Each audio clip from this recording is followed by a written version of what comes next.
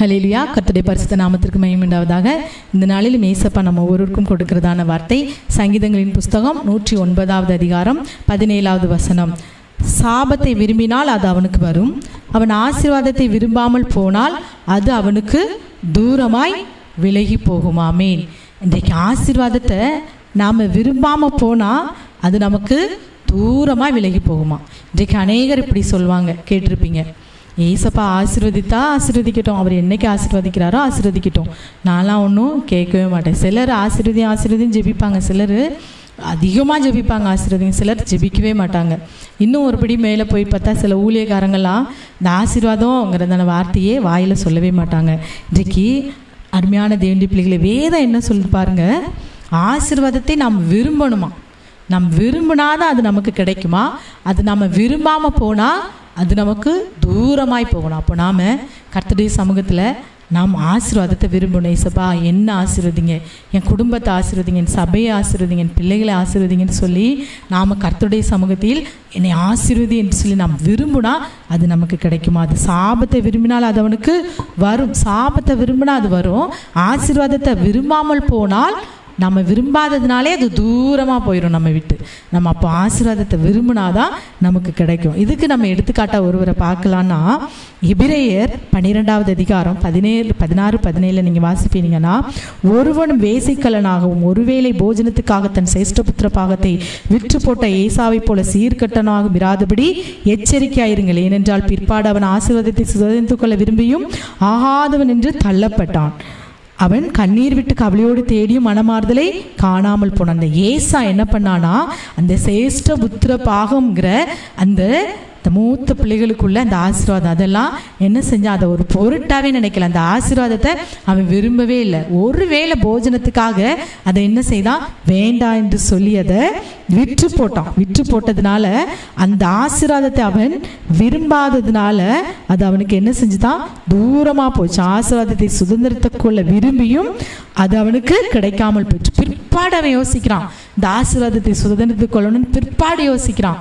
அந்த ஸ்தானத்தில் அவனால் அந்த சிரேஷ்ட புத்திர பாகத்தை விற்று போட்டதுனால பிற்பாடு அவன் யோசித்தும் கண்ணீர் விட்டும் கவலைப்பட்டும் தேடியும், கண்ணீர் விட்டு கவலையோடு தேடியும் ஒரு மாற்றத்திலையும் காண முடியல. அந்த இழந்த ஆசீர்வாதத்தை அவன் பெற்றுக்கொள்ள முடியவில்லை. அந்த இழந்த சுதந்திரத்தை அவன் பெற்றுக்கொள்ளவில்லை. பிற்பாடு அவன் ஆசீர்வாதத்தை சுதந்திரத்துக்கொள்ள விரும்பியும் அவன் பிற்பாடு விரும்புகிறான்.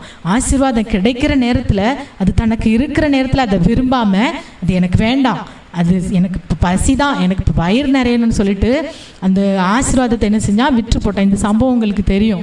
யோசேப்பு வந்து கூழ் காய்ச்சிட்டு இருக்கும்போது இவன் பசியோடு வரும்போது அவன் கேட்குறான், அந்த நேரத்தில் உன் சேஷ்டபுத்திர பாகத்தை தந்தா நான் உனக்கு கூழை தருவேன்னு சொல்லி, உடனே என்ன செய்யறாத, போ நீனே வச்சுக்கோ, எனக்கு இப்போ சாப்பாடு தான் முக்கியம்னு சொல்லிட்டு அந்த ஆசீர்வாதத்தை அந்த நேரத்தில் அவன் விரும்பாததுனால அவன் அதை இழந்து போனான். பிற்பாடு அவன் ஆசீர்வாதத்தை சுதந்திரித்துக்கொள்ள விரும்பியும் அது அவனுக்கு தூரமாய் போயிட்டு அதை அவன் ஆகாதவன் என்று தள்ளப்பட்டான். ஆகவே இன்றைக்கு அருமையான தேவனுடைய பிள்ளைகள், இந்த வார்த்தையின்படி நாம் ஆசீர்வாதத்தை விரும்பணும். விரும்பல்னா அது தூரமாக போகணும். இன்னைக்கு நிறைய பேர் இப்படி சொல்லி நான் கேட்டிருக்கேன், ஏசப்பா எப்போ தராரோ தரட்டும், முயற்சியே பண்ண மாட்டாங்க. ஒரு நல்ல பணம் சம்பளத்தில் வாங்கும்போதே அதை சேர்த்து வச்சு ஒரு இடம் வாங்குவாங்கன்னா, இல்லை கர்த்தரா அந்த முழு தொகையும் தருவார் பாருங்க, அப்போ வாங்குவாங்க. இல்லை, அப்படி இல்லை.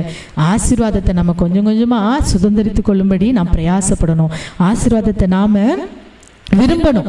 விரும்பலைன்னா அது நமக்கு தூரம் போகும். அப்போ விரும்பி என்ன செய்யணும், ஸ்தோத்தரிக்கணும். ஏசப்பா நீர் எனக்கு இந்த ஆசீர்வாதத்தெல்லாம் தாங்க என்று சொல்லி நாம் ஸ்தோத்தரிக்கும் போது நாம் ஆசீர்வதிக்கப்படுவோம், நம் பிள்ளைகள் ஆசீர்வதிக்கப்படுவோம்.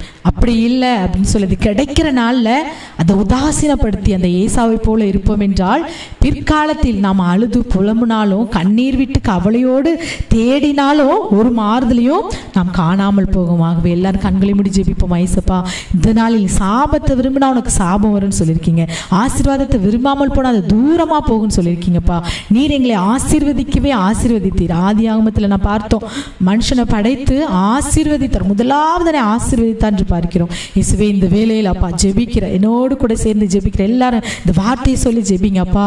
இந்த நீர் கொடுக்கிற ஆசீர்வாதத்தை நான் விரும்புகிறேன். இந்த நாளில் சொல்லப்பட்ட இந்த வார்த்தையின்படி இந்த ஆசீர்வாதம் எனக்கு வேண்டும் அப்பா.